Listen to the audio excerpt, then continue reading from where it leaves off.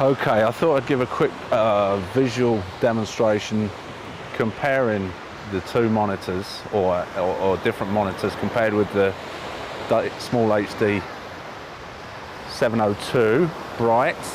Now, it's not really a very fair comparison because I've got the Ninja Blade sitting next to it, and it's not exactly a like for like, as the Ninja Blade is, as we know, a recorder as well.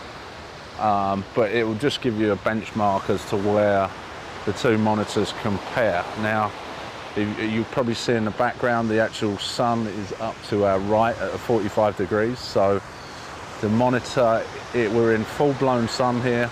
And let me just drop the exposure down just so that you can see exactly what the monitors look like. You can see, I think, quite clearly that the monitor on the left is way more viewable than the one on the right. The one on the right is the Ninja Blade, as I said, hooked up to the GH4. That even has a wind shade or a sunshade on it. Let me take that off, and then that might give you a better comparison as to what we're looking at here. And there you go. I'm not sure if you can see anything at all on the blade. I know for critical focus or anything important like that, you really can't see. Even coming up really close, you're going to have to use some sort of shade to be able to see it. I think you can see quite clearly that the SmallHD 702 Bright is more than usable, and I mean, it's totally, I mean, it doesn't get any brighter than this. We're in full-blown Florida sun here. A couple of the nice features that I was talking about, you can see on here that we've got, on this page, that we've got the audio monitoring showing. You can switch from page to page and add different tools to suit your preferences. I can just slide over here. I've got a histogram. Go over again. I'm not sure what we got set up here, but you can set up all different. There's the punch in there, probably an unopportune time to do that, but you can add as many different tools that you like to each page. I mean, you can have it absolutely cluttered with everything on there if that's how you fancy it. But this one on here, you've got image scale, we've got waveforms, we've got histogram, got focus assist, and it's just a click of that button. You can see how it's turned red, that now the focus assist comes on and goes off again. You know, you can add, there's peaking, you can see the white peaking, I've got it set to white. And then zebra, if you want zebra. So you really can do whatever you wish with it. Okay, let's try it with actually in the shade a little bit. I've got a black umbrella here that I'm actually going to put up and see how the monitors fare. So that's with shade over the top now. I believe it's a little hard to tell, to be honest, but yeah, that's with shade over the top. Really doesn't make too much difference to that's without. There it is with. I mean, I'm trying to use an umbrella here, so it's not exactly a scientific experiment, but actually, it's gone off. Hold on one second. The oldest trick in the book, the battery died on me, but yeah, so there was the different pages that you can see. You see that there's just two buttons on here. You've got the one toggle switch, which if you push it up, it will just go for punch in, which is great for critical focus.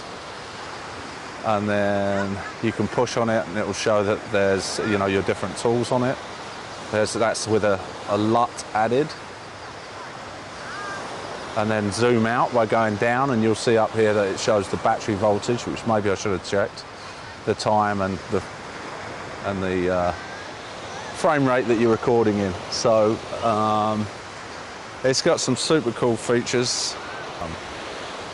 Couple of things about the monitor. You can see on top here is where you put your the SD card for your LUTs. Definitely recommend a good ball head. This is the Manfrotto 492 LCD. You can see it's on the Veravon cage here. The Veravon cage is great because you can see it's on the hot shoe and it's not actually attached to a hot shoe on the camera, which is always a bonus. And that's about it on that side of the camera. Just turn the camera around and show you a couple of things on the back. Camera, I mean the monitor. You can see you've got sort of your 3/4 20 different options on either end for mounting. That's how the back is configured for your batteries. This is the LP series Canon batteries. They slide up to the top, and then another 3/4 20 in the middle here. The heat sinks on the back. I like to use these hyper thin HDMIs. They're really good. It's something I use with my octocopter, and they do a great job. They don't snag all the time. They're not so thick that you feel like they're pressing on your HDMI cord.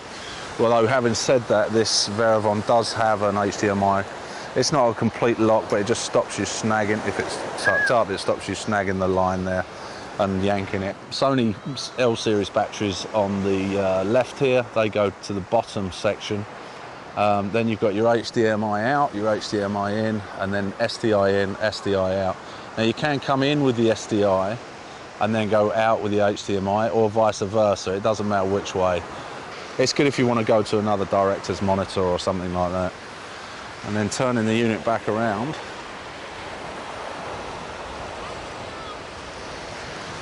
That's about all I've got, really. I mean, it's a pretty simple monitor. Oh, let me do one more thing. I'm actually going to face it towards the sun, and let's just see what difference that makes. I'm going to move this camera around slightly.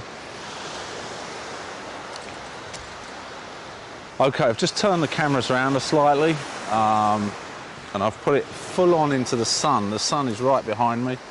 You can look at the shadows on the left there. You'll see that the sun is literally right behind me, and it's still totally viewable. I mean, I can totally see a critical focus. I mean, I can punch in, I can zoom around if I want to. I mean, it's totally usable, even in this Florida sun at 2 o'clock in the afternoon. So, and here we have the Ninja Blade. I really can't make anything out. I just can't. I mean, there's barely anything there. Let's see if we can stop the exposure down and see if we can see anything. I don't know if we even can now. It's really hard to tell, but yeah, let's just safely say that there's no comparison. Yeah, so the size of the monitor could be considered a hindrance for a camera this size. Maybe the blade size or the SmallHD 500 might be a little bit more suitable, but the offset of having a monitor this size is far outweighed by the benefits. It's just so good to use. I even used it for a still shoot last night, and it was perfectly adequate. So that's about it. If you've got any questions, leave some comments below. Anything else you'd like to know about it, certainly ask any questions you want to, and I'll be happy to answer them.